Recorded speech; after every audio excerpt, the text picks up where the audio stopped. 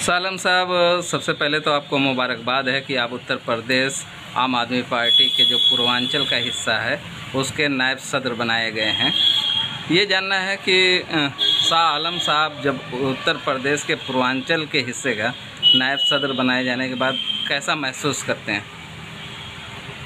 सबसे पहले तो मैं आप सभी पत्रकार बंधुओं को इस बात की बधाई देना चाहता हूं कि जो जिम्मेदारी पार्टी हाईकमान ने मुझे पूर्वांचल प्रांत में उपाध्यक्ष बना करके सौंपी है और बलिया ज़िले का प्रभार दिया है, एक बड़ी जिम्मेदारी है। और इस खबर को तमाम हमारे मीडिया के लोगों ने प्रमुखता से, प्रिंट मीडिया ने भी, सोशल मीडिया ने भी इस खबर को लगाया, तो मैं आप सभी को बहुत बहुत बधाई देता हूँ। दूसरी बात यह है कि आम आदमी पार्टी जिस तरीके से इतने कम टाइम में सन 2012 के बाद इतनी तेज़ी से दिल्ली के अंदर, आप जानते हैं कि तीसरी बार हमारी सरकार पूर्ण बहुमत से बनी, पंजाब प्रांत में हमारी सरकार बनी और अहमदाबाद, जहाँ से नाक से बाल खींचने की बात की जा रही थी, नाक से बाल खींचने वाली बात समझ लीजिए कि भारत के प्रधानमंत्री नरेंद्र मोदी के गृह क्षेत्र से 45 लाख से ज़्यादा वोट लेकर के हमारी पार्टी राष्ट्रीय पार्टी बनी। और अभी जो 2024 के आम चुनाव होने वाले हैं उसमें पूरे विपक्ष को एकजुट करने का बीड़ा हमारे मुखिया अरविंद केजरीवाल ने उठाया और उसी की देन है कि आज इंडिया अलायंस जो है वजूद में आया।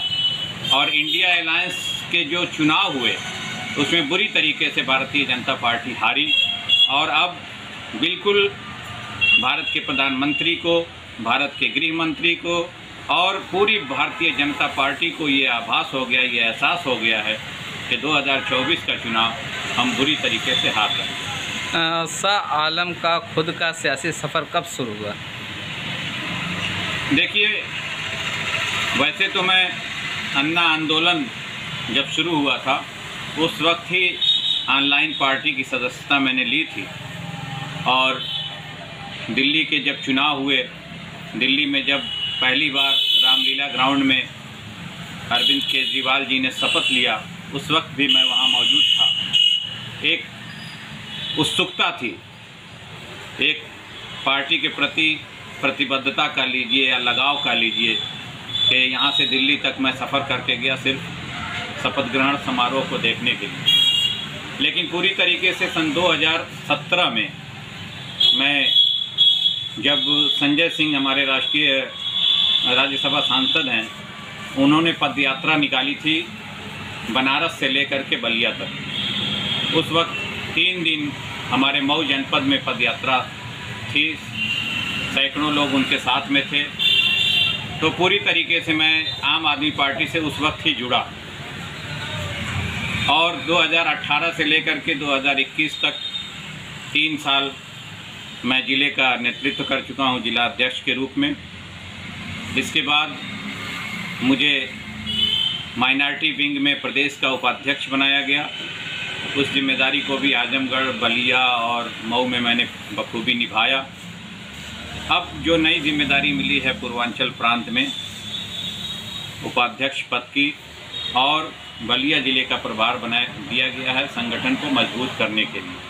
क्या जो अलायंस बना है इंडिया अलायंस के उम्मीदवार सुधाकर सिंह घोसी से जीते हैं, उसके फौरी बाद आपको ये बड़ी जिम्मेदारी दी गई जी, क्या उससे पार्टी को कुछ अच्छे इम्कान नज़र आए हैं क्या? बिल्कुल। जो समाजवादी पार्टी के यहाँ के उम्मीदवार थे सुधाकर सिंह, उनके लिए शुरू से ही आम आदमी पार्टी ने, जैसे ही ये हुआ कि इंडिया का कैंडिडेट है, इंडिया अलायंस का कैंडिडेट है, तो आम आदमी पार्टी ने उनको जा कर के हम लोगों ने समर्थन दिया और पूरे प्रचार में, उनके पूरे चुनावी कैंपेन में हम लोग पूरी शिद्दत के साथ लगे रहे।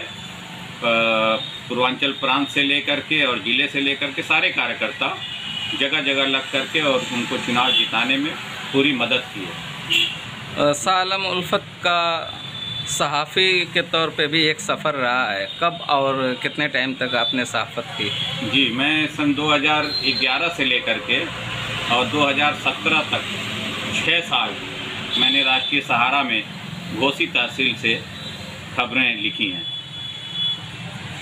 शाह आलम उल्फत को इतनी बड़ी जिम्मेदारी देने के बाद क्या आम आदमी पार्टी जो है वो किस तरीके की उम्मीद कर सकती है पार्टी को लेकर, उसकी पॉलिसियों को लेकर?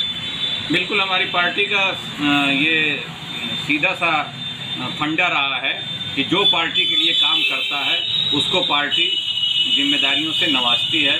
उनको जिस लायक का वो होता है उस लायक उसको पद दिए जाते हैं। इसमें कोई संशय या कोई दुविधा नहीं है, कोई भी इसमें ऐसी बात नहीं है कि किसी के साथ कोई इख्तलाफ किया जाए। जिसकी जितनी जिम्मेदारी जो निभाता है पार्टी के अंदर, उस हिसाब से उसको पद और रुतबा मिलता है। आम आदमी पार्टी पर एक इल्ज़ाम लगते रहे हैं कि अन्ना आंदोलन से निकली हुई आरएसएस की बी टीम है, भाजपा की बी टीम है, और इसको लेके बहुत सारे सवालात होते रहे हैं। ताहिर हुसैन जो दिल्ली में जो आप ही के एमएलए हैं, उनके मामले में आम आदमी पार्टी की तरफ से कोई एक्शन नहीं लिया गया। कहा जा रहा है कि उन्हें जूं का तूं छोड़ दिया गया, ऐसा क्या है? नहीं, ये कहना तो सरासर गलत है, इसलिए कि मैं खुद चश्मदीद गवाह हूँ कि सीलमपुर विधानसभा में जब विधानसभा का चुनाव हुआ था, उसमें हम लोग खुद रह करके कैंपेन किए और ताहिर भी उस स्टेज से बोलते थे। ताहिर भी वहीं के थे, ताहिर भी हम लोगों के साथ ही रहते थे। तो ऐसा कुछ नहीं है। ये तो भारतीय जनता पार्टी ने आम आदमी पार्टी के लोगों को बदनाम करने की नीयत से गाहे बगाहे जब उनको मौका मिला तब तक उनको फर्जी मुकदमों में फंसाया, उनको परेशान किया।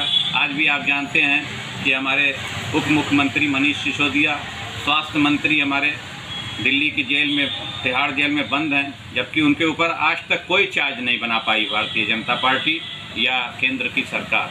लेकिन उनको गलत तरीके से बंद करके और सिर्फ आम आदमी पार्टी को तोड़ने की, आम आदमी पार्टी को कमज़ोर करने की कोशिश करते रहे हैं। अभी 2 दिन हुआ, अरविंद केजरीवाल के बंगले पे सीबीआई जांच हो गई कि उनके बंगले में जो है 45 करोड़ खर्च हुए। मैं कहना चाहता हूं भारत के प्रधानमंत्री नरेंद्र मोदी से कि उन्होंने कभी अपने जहाज़ की कीमत जनता को बताई? उन्होंने कभी अपने सूट की कीमत जनता को बताई? उन्होंने कभी अपने जो खर्च होते हैं, उनके जो दौरे पे खर्च होता है, उनका जो मीडिया में प्रचार होता है, उस खर्च को कभी उन्होंने बताया? कितने लाखों करोड़ों रुपए उनके अपने ऊपर खर्च करते हैं, इसको कभी नहीं बताएंगे। लेकिन आम आदमी पार्टी के एक सांसद की अभी शादी हुई तो उसमें बातें उठने लगी कि लाखों करोड़ों खर्च किया। लाखों करोड़ों की उनकी हैसियत है तो खर्च नहीं करेंगे वो? ये कोई सवाल नहीं। ये भी कहा जाता है कि केजरीवाल ने कहा था कि मुझे गाड़ी, बंगला और वीआईपी फैसिलिटीज़ नहीं चाहिए, लेकिन अब वही अरविंद केजरीवाल सारी फैसिलिटीज़ ले रहे हैं।